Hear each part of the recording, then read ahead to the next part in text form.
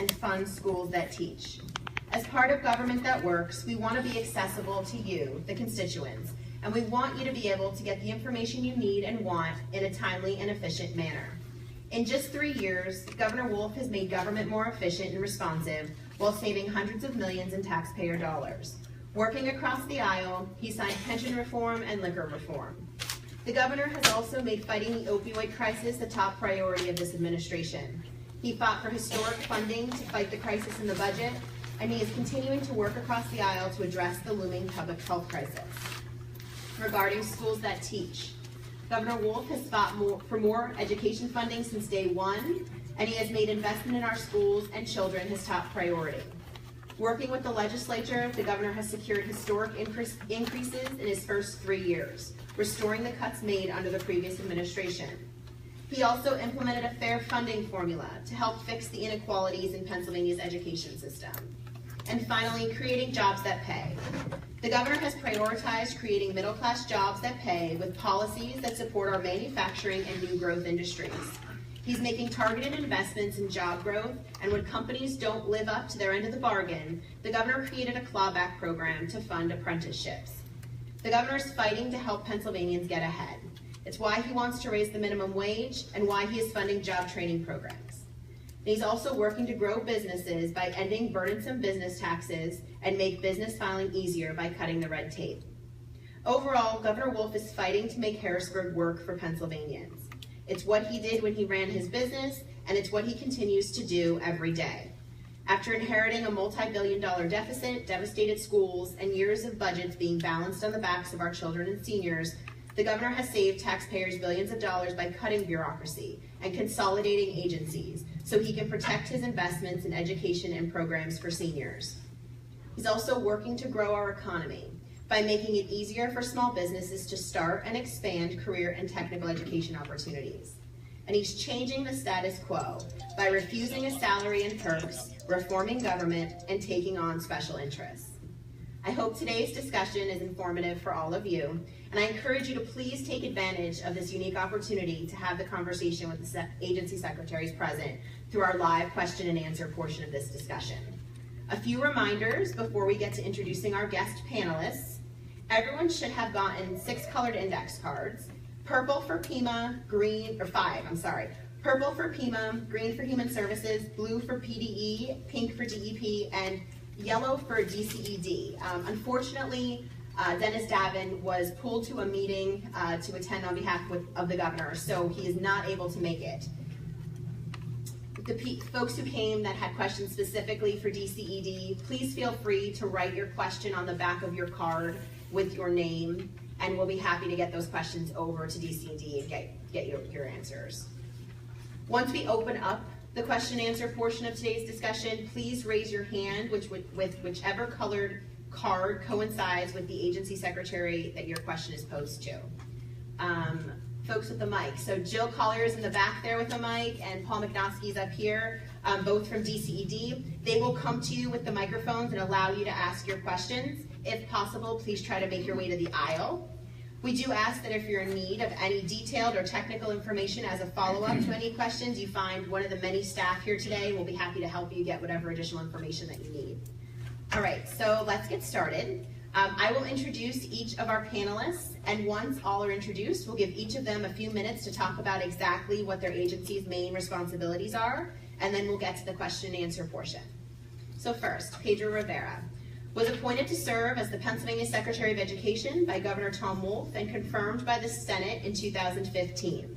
Secretary Rivera served as superintendent of the School District of Lancaster, and prior to that, he served as a classroom teacher, staff member with the Philadelphia Federation of Teachers, assistant principal, and executive director for the School District of Philadelphia. In September 2014, he was honored by the White House as a champion of change for his efforts to transform urban education, one of 10 recipients nationwide to receive the prestigious honor. Under his guidance, the Pennsylvania Department of Education has engaged thousands of stakeholders, including educators, parents, policymakers, business and industry leaders, higher education officials, and education advocates to inform the work the department is doing on issues like graduation requirements, transitioning from the school performance profile to the Future Ready PA Index, and in developing the Every Student Succeeds Act state plan. Next, Teresa Miller. Teresa Miller assumed duties as Secretary of the Pennsylvania Department of Human Services in 2017. Previously, Secretary Miller served as Pennsylvania's Insurance Commissioner since January of 2015, where she worked on a range of issues including the administration's top priorities, fighting the heroin and opioid epidemic and helping seniors. Under her leadership, Secretary Miller made it clear that one of her top priorities at the Insurance Department was enforcing mental health parity laws, ensuring consumers have access to the mental health and substance use disorder treatments they need. Prior to coming to Pennsylvania, Secretary Miller held positions within the federal government's Centers of Medicaid and Medicare Services and in various capacities for the state of Oregon. There, she fought for the state adoption of mental health parity legislation, representing drug and alcohol treatment providers, social workers, the ARC of Oregon, and other advocates for people with disabilities. Then, as the insurance regulator in Oregon, she worked to ensure consumers receive the benefits of that law. Next, Rick Flynn was appointed by Governor Tom Wolf in January of 2015 to serve as the Commonwealth Pennsylvania Emergency Management Director. Prior to his appointment, he served as the Deputy Director of the Operations Division at FEMA headquarters in Washington, D.C., where he assisted in overseeing the National Response Coordination Center, the National Watch Center, the FEMA Operations Center at Mount Weather, the National Incident Management Teams, and the National Urban Search and Rescue Program. Before serving at FEMA, Rick was the Deputy Director of the Operations at FEMA and Special Assistant for Continuity of Government in the Office of Administration. Rick has over 40 years of experience in emergency services as a firefighter, EMT, and paramedic, and in December 2013 retired after 35 years of military service in the PA Army National Guard. And last but not least, Patrick McDonald. With 15 years of experience holding a number of positions at the Pennsylvania Department of Environmental Protection, DEP, Patrick McDonald brings a broad perspective to the agency's regulatory and policy development processes. Prior to being named Secretary, McDonald served as DEP's Director of Policy, ran the State Energy Office, and served several years as an Executive Policy Manager at the Pennsylvania Public Utility Commission, focusing on electric, natural gas, and water issues, as well as cybersecurity and the impact of environmental regulation on energy markets. Throughout his career, McDonald has worked to achieve success in the nexus between energy and environmental issues. A native of Philadelphia, Secretary McDonald received his master's degree in political science from Lehigh University and his bachelor's degree in politics from DeSales University. He and his wife Colleen have 4 children and live in Harrisburg. So I'm going to ask Secretary Rivera to get us started, just a minute or two on exactly what your agencies each do. Good afternoon, everyone. So, usually if there's sort of classroom, I keep going over the good afternoon. So everyone was really enthusiastic and sharing. So first, I just want to take a moment and thank you for inviting us here today, and I look forward to sharing as much as we can about the Pennsylvania Department of Education and hearing from you, probably most importantly, around how we can better serve you and your communities. So to better understand the Department of Education, we serve a number of constituencies. First, in partnership with Teresa and DHS, we serve our youngest learners through early childhood programs and early intervention. We also serve students in our K-12 education system through traditional public schools, public charter schools, career and technical education centers, and intermediate units. We also serve students through the higher education system, both in our state-related system of higher ed and our state system of higher ed, as well as community colleges and technical colleges. And lastly, we serve our constituents through our state libraries. So you have community public libraries. They also respond and engage with the Department of Education to better serve you. So I'll speak quickly. I look forward to hearing from you all and absolutely taking back much needed feedback to better inform our decisions. So thank you for being here. Good afternoon. It's great to be here. I appreciate the opportunity to be here with my colleagues. And as Pedro said, I think we all really look forward to these dialogues and a chance to hear what's on your mind, what you're interested in, and really have a dialogue about those issues. At DHS, our mission is really to improve the quality of life for the individuals and families that we serve. I take our mission very seriously and really appreciate all of you, not only for being here, but for the work that you do to serve, in many cases, our most vulnerable citizens, just as we do at DHS. We help Pennsylvanians gain access to some of the life essentials that a lot of us take for granted. We provide individuals and families access to health care and food, and we provide supports and services to seniors and individuals with disabilities so that they're able to live in the setting of their choice. We administer federal funding to ensure that people have the resources they need to keep their homes warm during the cold winter months that never seem to end. Additionally, DHS has launched 45 centers of excellence across the state to help combat the opioid epidemic by treating the whole person instead of just the addiction. And one of which is in Schuylkill County, Clinical Outcomes Group, Inc. We know that when a person has access to some of these essentials, they're better able to work on and concentrate on finding and keeping employment and reaching self-sufficiency, which is our goal at DHS to help people do that. So again, thank you so much for being here, and I look forward to a good discussion. Thank you. Again, Rick Flynn, the director of the PEMA, and I always seem to get blamed for the weather for some reason or other, but anyway. And it's interesting, people ask what their mission is. You ever go back home and your kids at night say, well, Dad, what do you do? And then they don't really understand it. But one of the things is we have an image problem at times because we were at a conference a few years ago, and a husband and wife were there, and they saw the PEMA hats and the shirts, and the husband says to the wife, well, what's this PEMA thing? And she goes, oh, they save whales. Not exactly. And at another point, we were at a conference or a meeting, and the waitress was, giving you a hard time, and the waitress goes, was saying something, and one of the county emergency management coordinators was saying, well, don't you know he's the PEMA director? And she goes, well, I don't have that insurance anyway. But so what does PEMA do? The reality of it is we serve the counties, and I see some of my fellow county emergency management coordinators here, and thank you for coming. The reality of it is that we have all kinds of events, and the mission seems to be creeping from time to time to a lot of different things. Typically we have the flooding. That's the number one issue that we've got in Pennsylvania. But we also have very strange weather happening. I'm not going to get into the issues of climate change or climate adaptation. That's his world.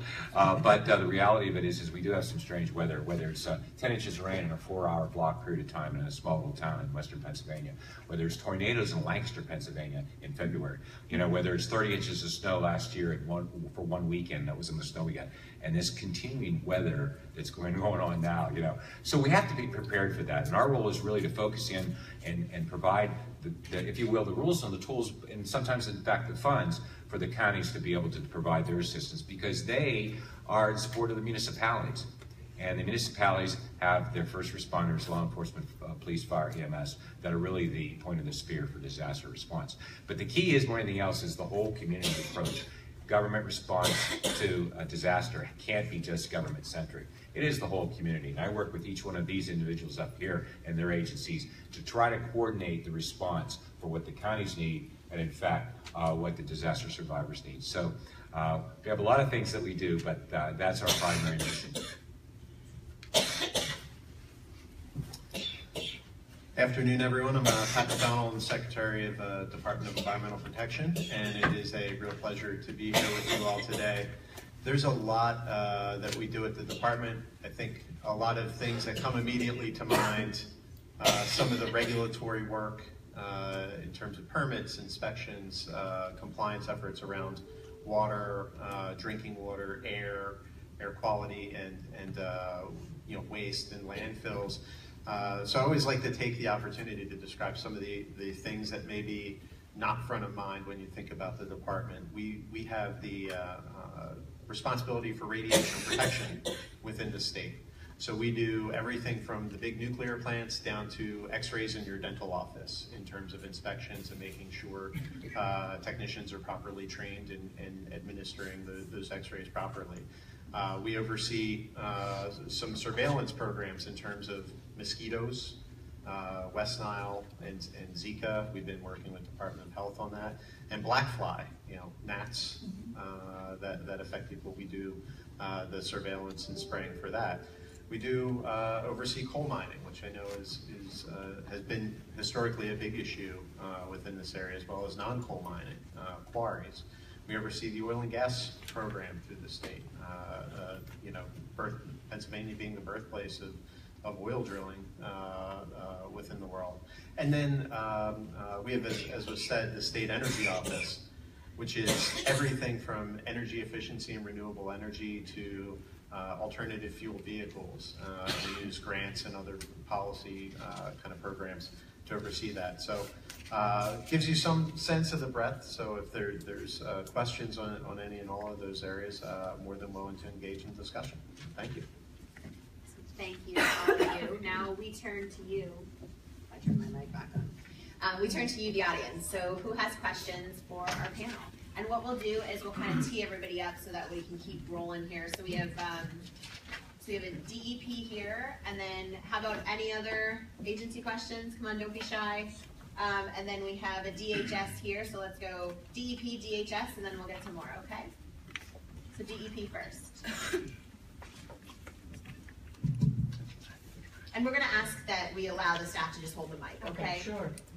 I'm Dorothy Edwards. I'm from Andrews, Pennsylvania. I have a serious question. How do we keep sludge off our fields and out of our food? So we have at the department, we have a long-standing biosolids program, and that really is composed of two pieces. One is on the processing of the biosolids to make sure that it meets standards and is protective. And then we go out and we, when someone wants to land apply it, we actually look at the land on which it's going to be applied and apply standards to that land. So, we have a program to make sure we are being protective in terms of the application of biosolids on lands throughout the Commonwealth. But that Plan B, you have an A and a B, and when that's spread, we were told that it has to be turned over in 6 hours, and you can't touch it for 30 days. Now, if we want somebody to come in to inspect it, they have to get 72-hour notice to take a sample of the ground.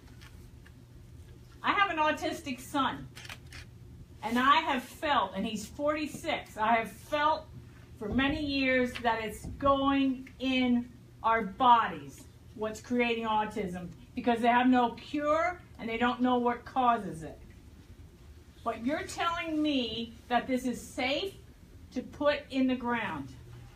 Correct. I mean, as I said, we have standards, and the reason for, and the reference for those who didn't hear, we have a Class A, biosolids, and then a Class B, slightly different processing. The Class B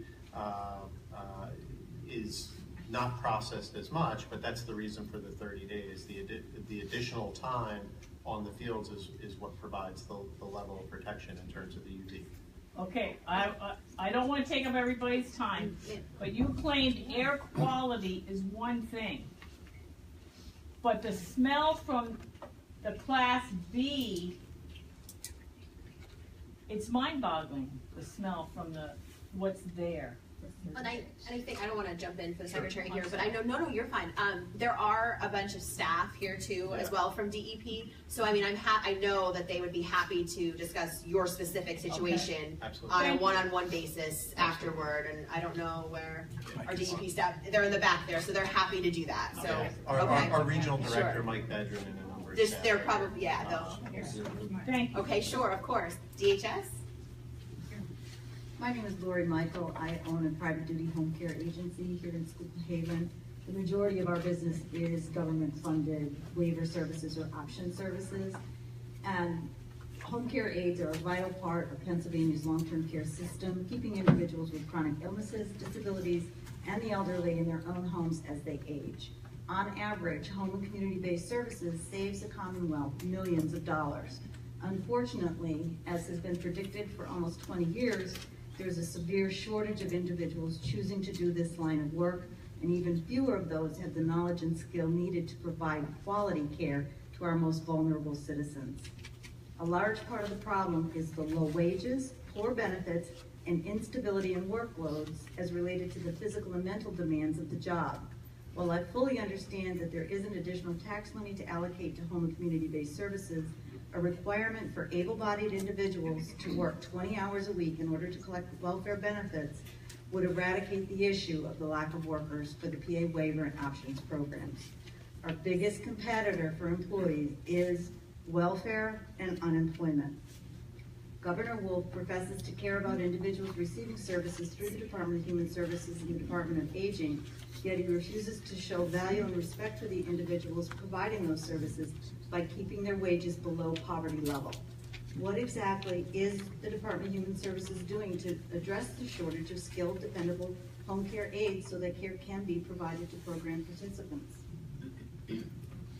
Thank you for that question. I will tell you the work that direct care workers do is so incredibly valuable. Excuse me, the quality of life and well-being of those that we serve, it depends on a stable workforce, and I think wages is key to that. I think that's one of the reasons the governor has proposed a $12 minimum wage across the board, because we need to bring some of these workers up to a minimum wage of $12 an hour. You've got to increase reimbursements. You can't do it on $18.32. So, this is one of those areas I will tell you, as I've been in this role for the last 7 months or so, as I've met with a lot of different stakeholders, the one common theme I've heard is additional money into the system would certainly be very helpful. And I don't disagree with that. I think the difficulty is we have limited resources, but I talk to, whether it's nursing homes, whether it's looking at provider wages across the board.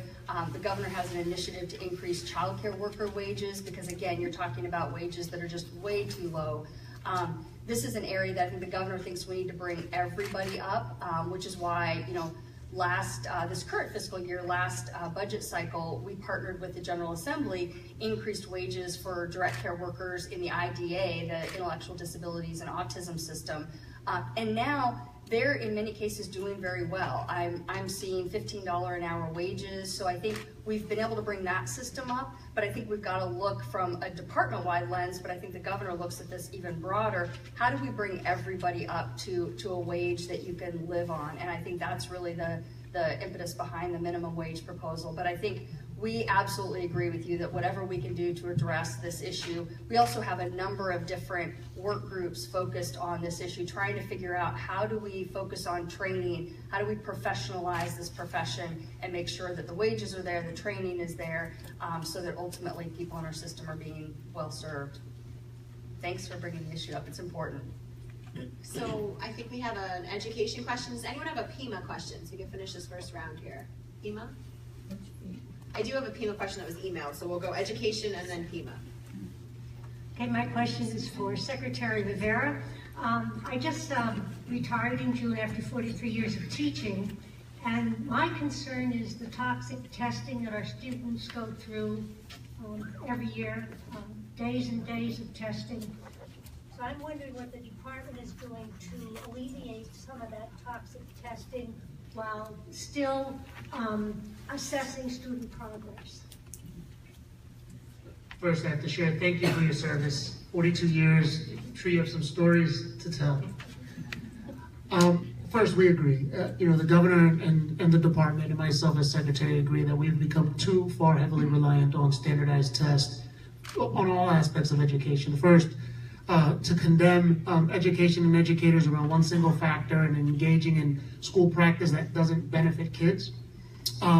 Secondly, to align much needed resources to providing interventions to those assessments. So I'll share with you some of what we've done and what's in the pipeline to improve those conditions.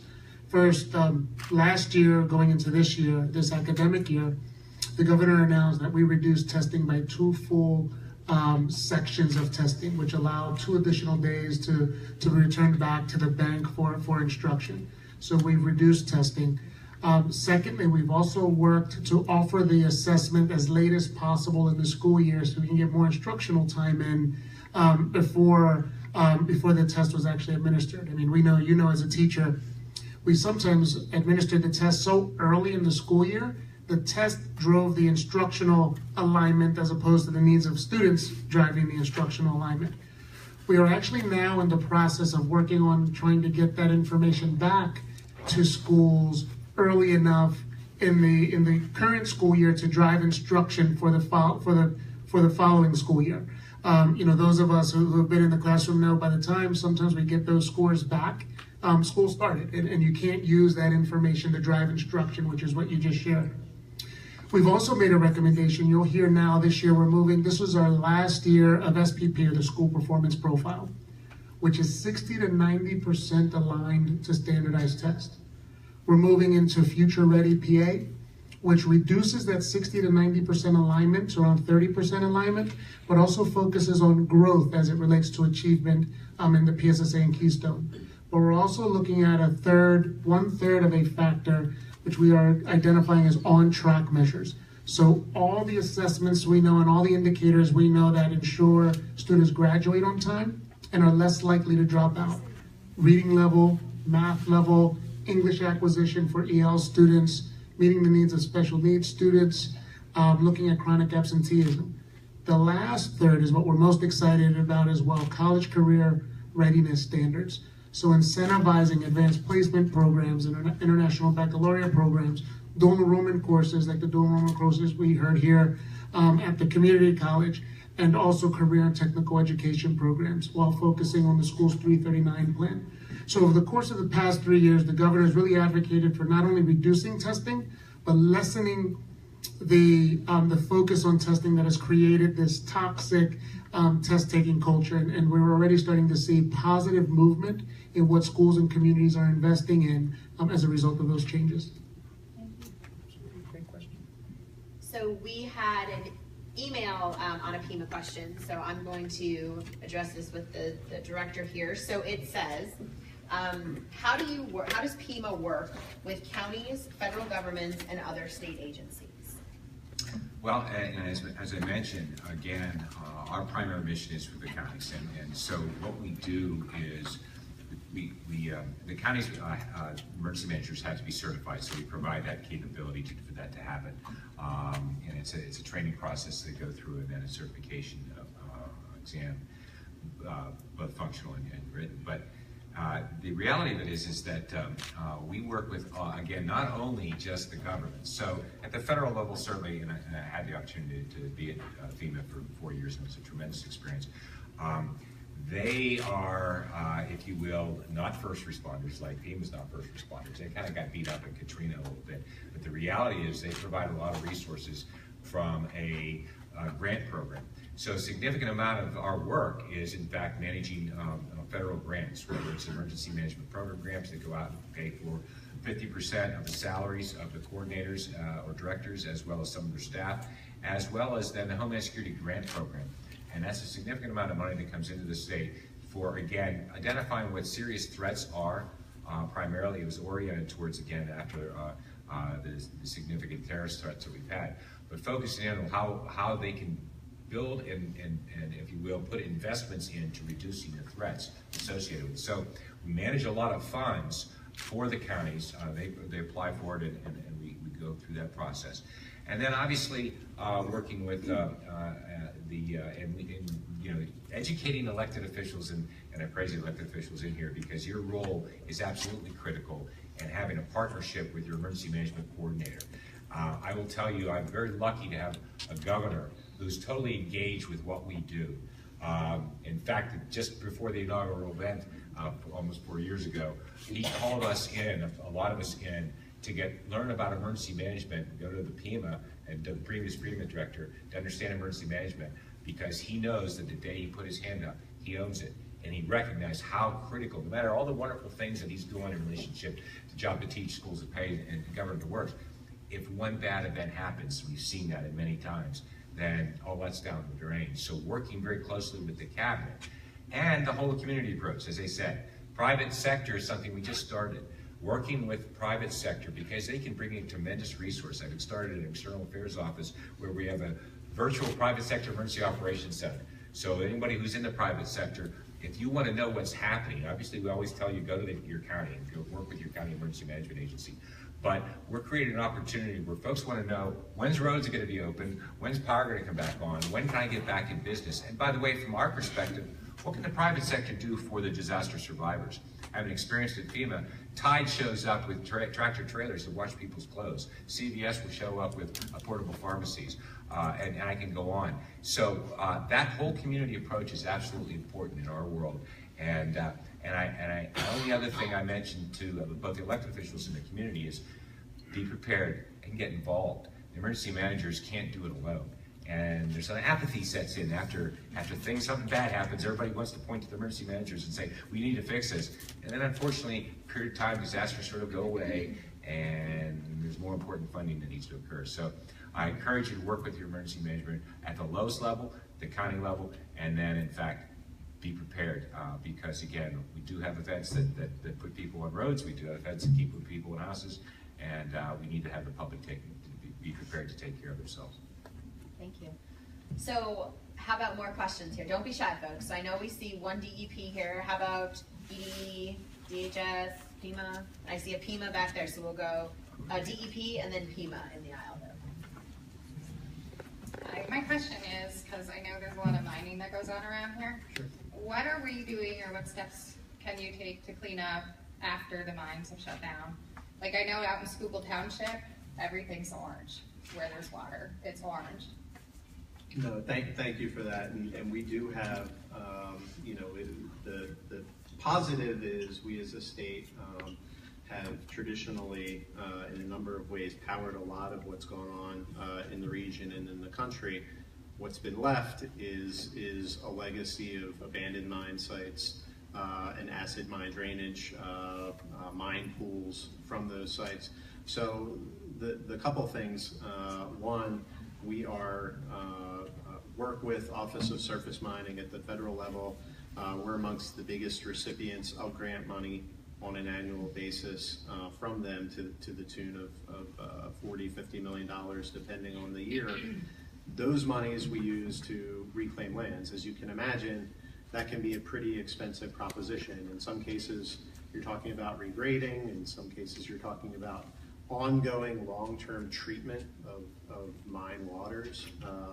So there's a lot of work. We have, and I'm not sure the exact amount, Mike Mangini, who's here from one of our district mining offices, may have the precise number, but the need in the state is probably on the order of $1 billion to actually do all this reclamation. So it's a long-term process. There's a little fee on each ton of coal that's mined across the country that goes into a federal fund. Because we have the legacy that a lot of the other states don't have, we get larger proportions of that. And we have it spread this area all the way down through the Southwest that we need to do. And one of those can be, you know, tens of millions of dollars all in to actually address it the right way. So it's something that, you know, it's eating the elephant, you know, one bite at a time in terms of approach that we've taken. And we've had, and I should point out, we've had a very good partnership with a lot of local organizations to get this done too, through Growing Greener grant program and others that put in passive treatment systems, and then they're actually helping with some of the ongoing operation and maintenance and really teaching people about that. But it really is a knocking them off one at a time and trying to return that land to productive use. Now, is there a way the community can help at all? Or the land, the people that own the land now? Sure. I'd say the couple things are, one, just you know, work with our district mining offices, work with the department. A lot of what we run into is there's a planning component to this. So people want to be like ready to go, but there's you know, some pre-work that needs to get done in terms of engineering. In some cases, we're dealing with things as tricky as mine fires within structures and things like that need some pretty careful design and thought put behind. And then teeing that up so that when these big chunks of money are available, the plan is there and ready and we can just move forward with it. So we work all the time with watershed organizations, property owners, a number of organizations to try to get the work done.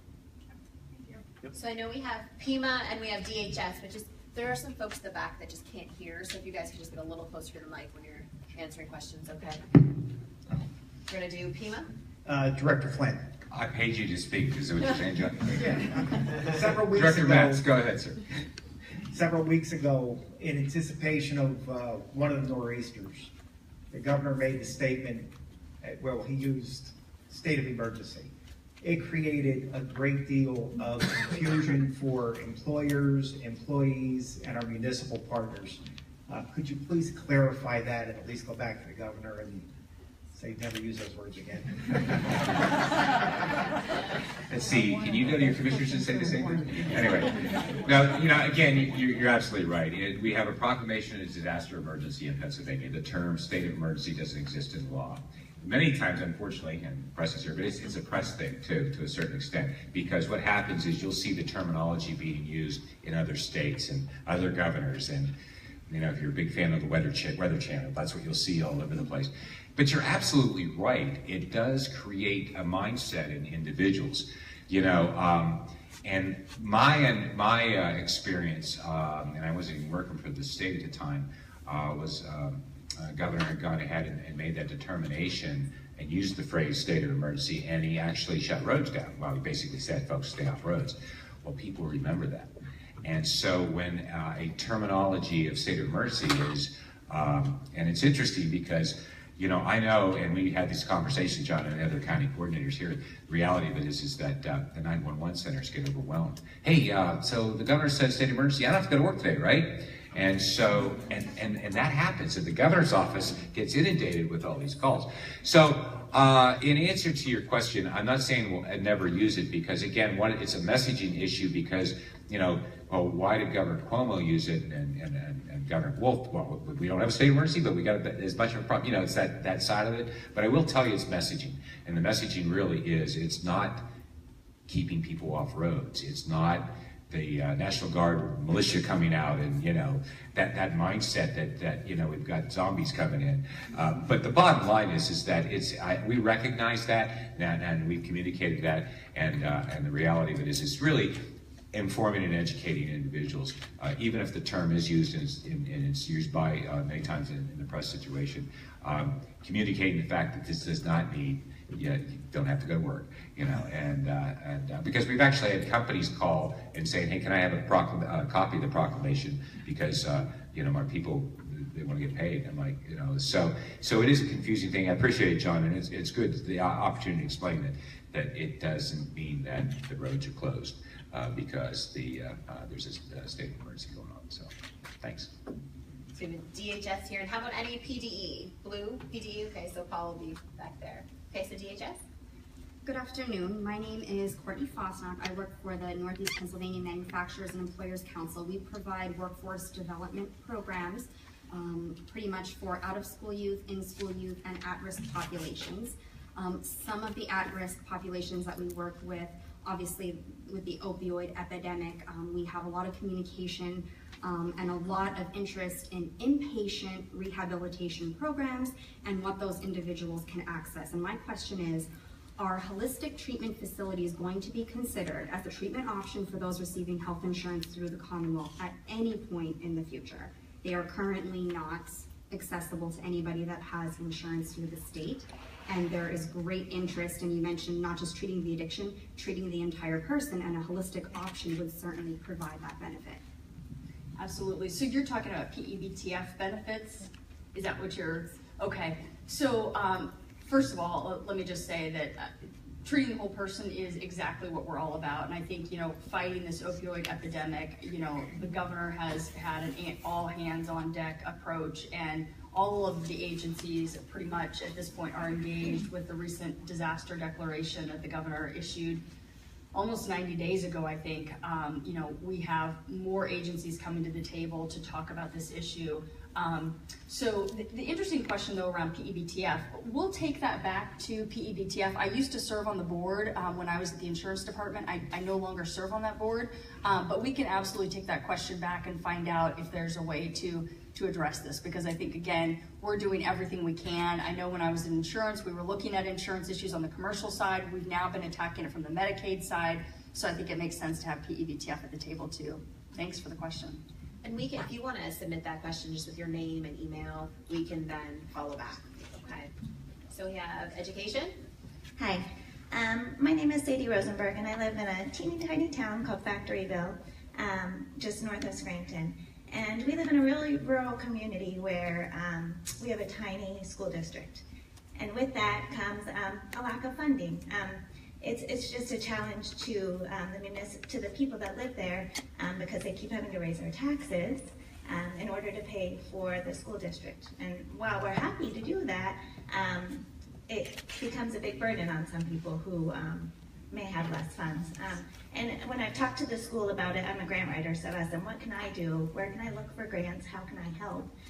They don't really know. They say a lot of the grants they've found are for more urban areas, and because we're a mostly rural Caucasian community, we aren't as able to get a lot of those fundings as might be available for more urban areas where there are it is a great need, of course. We understand there's a great need in the urban areas, but there also are in these rural areas where there's a lot of farmers and different people who don't have the funding. Also, a lot of the funding, when I talk to them, charter schools, we have a lot of people that do the online charter schools there. And with that, what happens is all of those tax dollars end up going to the charter schools, which takes the funding out of our public schools. And so we're just wondering, is there any way, is there anything we can do besides raising taxes to help our teachers, help our schools? Thank you for that question. First, I think it's important to share, over the past 3 years now, we actually have been fortunate that we moved away from an old system of school funding that pretty much took into account how much funding was received the year before, and then lots of posturing in terms of allocation of EU funds. The governor signed into law early on in our tenure, and the General Assembly fully supported the basic education funding formula, which actually we went from not having a funding formula, one of 3 states in the country, to now having one of the most progressive funding formulas in the country that takes into account the needs of students, the effort and potential effort and available effort of the local community, as well as factors that are aligned to data. So that's a step in the right direction. One of the challenges is that the basic education funding formula only allocates new funding. So whereas there are a number of districts, and especially our smaller rural districts, when funding was reduced, a little engaging with local communities, we understand that if allocated the funding we requested this year, the governor would have invested almost $1 billion in education across pre-K through higher ed. Many districts, and I'm very confident that a district like yours just started to fill the hole that was created the last time significant reductions were made. So first, we have to continue to invest to fill that hole. Secondly, in terms of grant opportunities and non-traditional funding opportunities, under Future Ready PA and what the governor's identifying as PA Smart, really focusing on college, career, and community readiness, the Department of Education and many of our colleagues and other agencies are now looking to identify resources across agency to better benefit college and career readiness for all school districts specifically. Many of those not historically supported and rural and dispersed school districts. So for example, we just announced the Teacher in the Workplace grant opportunity, which will allow teachers to spend their summer, receive a stipend to spend time with business and industry partners to better know how to align their coursework, specifically in high schools, to the needs of local business and industry. Through the Office of Economic Development, looking at some of the career readiness grants that are made available and looking for opportunities for education institutions to prepare and apply for those grants. We're also looking at the expansion of internships, for students, and you will hear the governor specifically share the need to create work-ready aligned internship in our rural areas. And so making those opportunities available not only through Future Ready PA, but through partnerships will create that platform. So now hopefully when you ask, so what can I do as a grant writer? Well, so here are 4 or 5 opportunities at the Commonwealth level that we'd like to engage ourselves in. And ultimately, it will also have a much more positive impact on students. And, lastly, I will share, you may have heard the governor make significant announcements around the investments that we have to make around connectivity and addressing the last mile issue of bringing, internet service and Wi-Fi to communities that historically have not had access to high quality, internet and connective services. And so when you think of what the governor's trying to do, as a full package, is bring multiple agencies together to address the issues of need in all communities, and you'll hear him share regardless of zip code. But that's with a real intentional focus on our rural communities as well. So I know we have DEP here. How about any PEMA, DHS, PDE out there? Okay, so we have a PDE and a DHS. Perfect. So we'll go DEP first. Lansford Borough Council. We have a problem with pigeons. They are roosting in abandoned buildings, and I was wondering how we could get rid of them. I mean, it's airborne. I know. I walked through a list of programs. That's not one we have. I know, and we can probably put you in touch with, I don't know if it would be Department of Ag. I know we have contracts through DGS in the Capitol complex to kind of deal with crow roosting and things like that. But we can, I can certainly get you in contact with right people to look at that issue. Game Commission might have some ideas, but because, that's airborne, and I'm just afraid people are going to get sick. Sure. No, absolutely. If you want to submit that with your name and email, we'll definitely get you an answer on where the best All fit right, is. and another thing, a resident called me. We have our Coke company that was in March 21st, they blasted in the area, and it shook her house and everything, and a lot of the other people on that block heard it. She did get in contact with DEP in Pottsville, and they said they were going to check on it. They did state that the blast was within the range. Okay, I know we had, and I would need to follow up again with staff, our staff on that. I know we have requirements for, certified blasters, what goes into having a blasting plan and dealing with those kind of vibrations and fly rock, which is exactly what it sounds like. So I can find out what happened in that particular circumstance. She's afraid that maybe she'll, her foundation would go down because this blast was very loud. She had a therapist there, and he thought her furnace blew up. Okay, no, so, we'll definitely follow up on both those with you. And that's something too, again, the DEP regional staff is here at this meeting, so they'll be happy to chat with you after. Thank you. Mm-hmm. So we had a PDE and then a DHS. Okay, so PDE. My question is, how can we get more funding for our school in particular, Tamaqua? Because I know I have a daughter in 6th grade and they can't even bring books home because they don't have enough. Is there any way we can appropriate funds for this? So I can't answer the question specifically, but I can share with you what we've done when I share that we're allocating more money through basic education funding. So there are specific line items, and some line items come specifically identified and designed to meet a program, to meet a specific circumstance. So what the governor has done and what we've been advocating for is by putting more money in basic education funding, the local school district has much more flexibility around how those resources are used, whether that be additional textbooks, updated textbooks, or use of technology and bringing home technology, or even teachers in some cases. I mean, we've realized over the course of the past 3 years, the number of full-day kindergarten classrooms has significantly increased because of the discretion of funding as it relates to basic ed.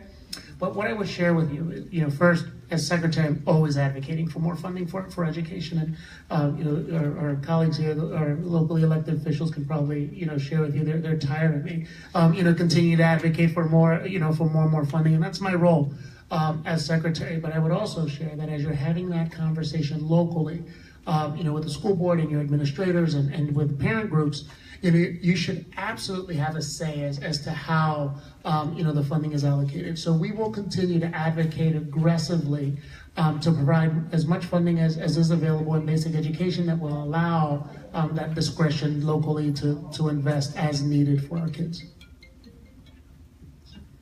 DHS? Okay, my name is Nathan Grace, and you had said that Governor Wolf wants to raise minimum wage to $12, but I'm a firm believer in that higher wage comes from higher education or higher workplace training. And I worked at a grocery store when I was younger, and I can say that as a cashier, I didn't deserve $12 an hour. And quite honestly, we all know that with higher minimum wage comes inflation, and I'm not looking forward to our local businesses having to raise their prices for food or services just so that they can cover payroll for the week, or having milk go up to $7 a gallon.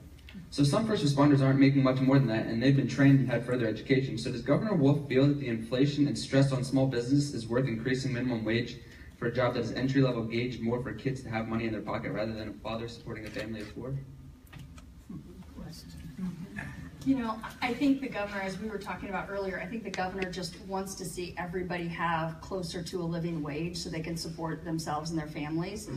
When I look at DHS, if we had a $12 an hour living or minimum wage, we would save $100 million in our budget because we would have fewer people on government assistance. So I think what we want to do is see more and more people be self-sufficient and be able to support themselves and their families. And when you've got childcare workers, for example, in our system right now that are not making, in a lot of cases, $10 an hour, I don't know how you support a family on that. So I think he wants people to be able to support themselves. And as I said, you know, if we can help people get jobs that pay so they can support themselves and their families, we'll see less funding coming to DHS because we won't have as many people on government assistance. So I think that's kind of his goal. So how about any PIMA questions first round? Okay, how about any questions? I have hold up your cards. What color card? All colored cards. Okay. Okay, we'll start with Richard Flynn. What do you consider an emergency? Because we're having, you have the staff is going to hold the mic. Too bad, because I'd like to have it for the day. We feel that the eminent use of Cinnabro on our backyard, our farmer Confer's putting it on, will create emergencies. Now, what are you prepared to help us with in these emergencies when we have illnesses? Just hold on to that question while I go to the rest of you. Are they going to be different questions? Because we have to give everybody opportunity to ask questions, so we're going to stick to... I would like Mr. McDonald to know, you don't have to answer because you give glib answers and I don't get anything from them. Ma'am, so I think we'll wait. We can't have... Now, I have to tell the people this, that Cinnabro is putting on the farms something that is toxic. In his standard, I don't even know what year that standard was put in, is not protecting us from it.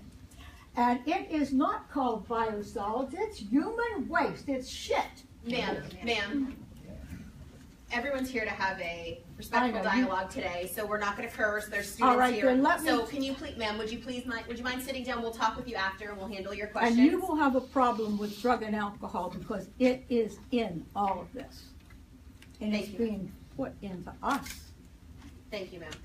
How about other questions, please? Anyone? Okay, so we have a DHS there. Anyone else here? Questions? Raise your cards. Don't be shy. Anybody? Secretary Miller. I'm a provider of adult mental health services in Schuylkill County, and the individuals that I work with are very, very earnest, hardworking individuals who are trying very hard to reduce their dependence on public benefits, to come off of Social Security benefits and county assistance. And one of the biggest barriers that they face is a barrier that I think the department probably faces, which is stigma. Governor Corbett stood in front of the entire state and said public welfare does not produce wealth, and deeply, deeply stigmatized the people that I work with as freeloaders and system suckers and people who want handouts and something for nothing. How is your administration, your department, working on educating Pennsylvanians that the recipients of DHS dollars are people with significant medical, mental disabilities, the elderly, children, and drug and alcohol dependence? Thank you so much for that question. This is an issue, you know, I'm relatively new to the department. I've been with DHS now for 7 months. And I think one of the things that just really struck me as I have been starting to learn more and more about the department, what we do, the people we serve, And I've gone out and I've met with TANF recipients, for example, and talked to them and tried to understand their life situation. And I think stigma is one of the issues that has just continued to pop up for me as a major, major issue for the department. It keeps people who need our services from getting them. When I think about the opioid crisis, stigma around addiction is a major problem. Stigma around mental health, major problems, keeping people from getting access to the treatment that they need. Last week I was doing an event around SNAP. SNAP, formerly known as food stamps, is all about making sure people have access to healthy foods and the nutrition that they need. Last month was Nutrition Month. And we can't get seniors who are eligible for SNAP to sign up because I believe in many cases it's the stigma. They don't want to be part of a government handout, when in fact we know that seniors who are on SNAP are healthier, they have better health outcomes, and they have less health spending. Research has showed that. So particularly from a state budget perspective, you know, SNAP is a 100% federally funded program.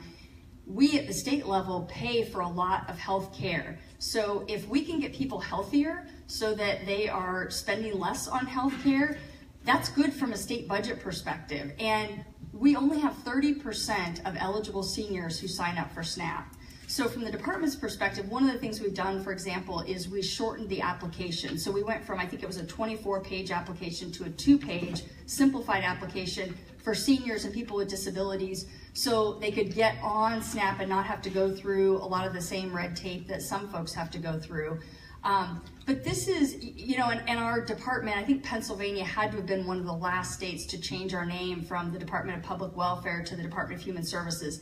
Every time I see the term Department of Public Welfare, I just cringe because, and again, there's so much stigma around the department and what we do. You know, I just finished budget hearings, and I think there's a sense that all we do is provide handouts to people who, as you said, people who aren't deserving. And yet, when you look at where our funding is going, particularly our state funding, which again, state budget perspective, that's what we look at, our funding is going to provide health care for people who need it, going to provide services for people with intellectual disabilities, mental health services, services for kids in the child welfare system, long-term care services. That's where our money is going. And traditional welfare, we have $6 million out of a $12.5 billion state budget that goes to TANF, essentially your temporary assistance to needy families. So that's the only thing that we have, the only program we have that's giving cash to people. You know, people who are on Medicaid are not getting cash. They have access to health care, and that's what they're getting. So I think one of the things I'm trying to do is put all this information out there in a simple to understand way so that people see who it is we actually serve. And again, when you look at SNAP and who's served on SNAP, it's people with disabilities, it's seniors, it's children. Those are the vast majority of the recipients. So we need to do a better job, I think, of telling our story, of talking about who it is that we serve, what services we provide. I think for a long time, to be honest, DHS has kind of tried to just stay under the radar and do the good work that we do, and we haven't necessarily gotten out there and touted what we do and who we serve and why it's so important. And I think we need to do that. So I'm trying to do that more and really put information out there to show people where's the money going, who are we serving, what do they look like. I haven't met a single person who wants to be on government assistance. I haven't met a single person who wants that. They want a job, they want to be working. And so we need to do everything we can to try to address the barriers that they face to help them get to a point in some cases where, you know, they can support themselves and their families. Some of the individuals are not going to be in that situation, and that's why we're here.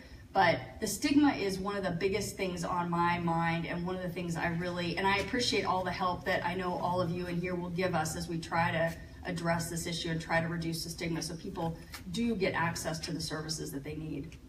Thanks for the question. I know we have a PEMA question right there. Any other questions out there? Any colors? Yeah, my name is Bill Reichert. I'm Flood Recovery Manager for the Upper Swat Tire.